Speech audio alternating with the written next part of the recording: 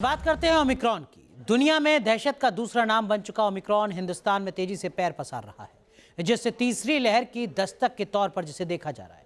कैसे महामारी से बढ़ रहा है ये खतरा, देखिए हमारी इस रिपोर्ट में। दुनिया को डरा रहा कोरोना वायरस का नया वेरिएंट जानलेवा बनता जा रहा है। अमेरिका और ब्रिटेन में एक एक शख्स की जान ले चुके बहरूपिया कोरोना के इस नए रूप ने अब इजराइल में भी एक को काल के गाल में भेज दिया है। ओमिक्रॉन अब हिंदुस्तान में भी सुपर स्प्रेडर साबित हो रहा है। इसके मरीजों की तादाद तेजी से आगे बढ़ रही है। हिंदुस्तान में 220 से ज्यादा मामले सामने आने के बाद हड़कंप मचा है। सबसे ज्यादा टेंशन सिर्फ 3 दिनों में दोगुने होते मामलों से बढ़ी। ओमिक्रॉन से आ रही खतरे की आहट के बीच आज इससे जुड़े 5 बड़े अपडेट सामने आए हैं।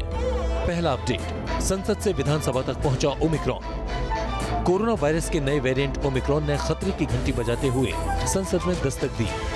बीएसपी सांसद कुंवर दानिश अली कोरोना पॉजिटिव पाए गए। उन्होंने ट्वीट कर इसकी जानकारी दी।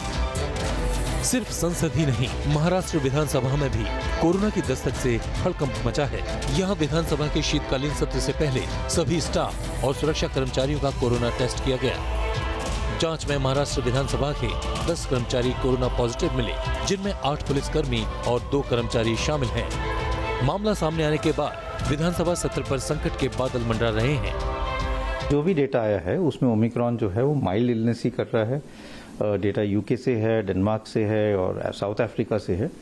स्वेयर इलनेस अभी इतनी नहीं देखी जा रही और जो माइल्ड सिम्टम्स हैं, फीवर, बॉडी एक्स, जुकाम, नज़ला, खांसी, इस टाइप के ही लक्षण देखे जा रहे हैं। पर अभी हमें और डेटा चाहिए। दूसरा अपडेट, ओमिक्रॉन की राजधानी बनी दिल्ली। देश के 14 राज्यों में पैर पसार चुका ओमिक्रॉन दिल्ली में भी तेजी से फैल रहा है। राजधानी में तेजी से बढ़ते मामलों ने सरकार की टेंशन बढ़ा दी है।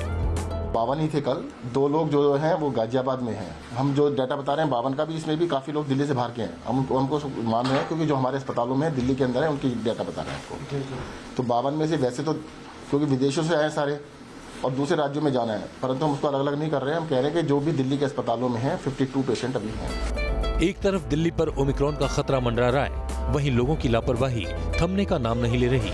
एलएनजेपी अस्पताल के बाहर लोग बिना मास्क के बेपरवाह घूम रहे हैं।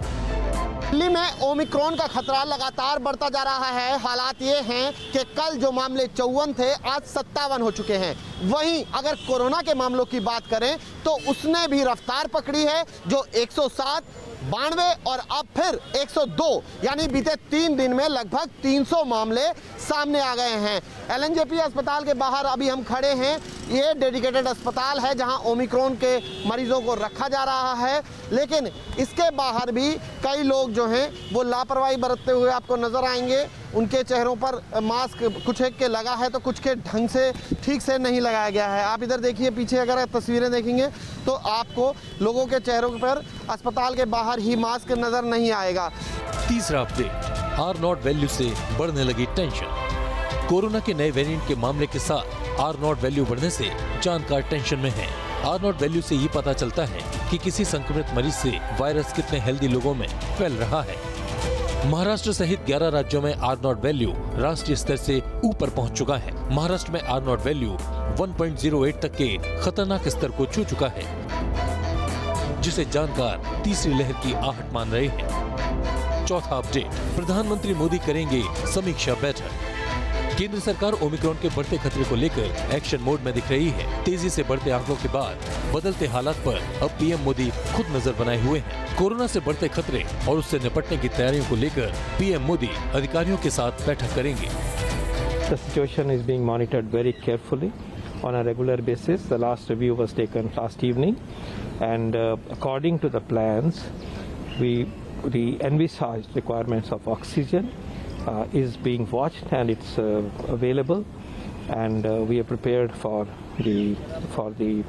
any eventuality as per our plans, as the need of the nation. 5वां अपडेट, डेल्टा से 3 गुना ज्यादा संक्रमण।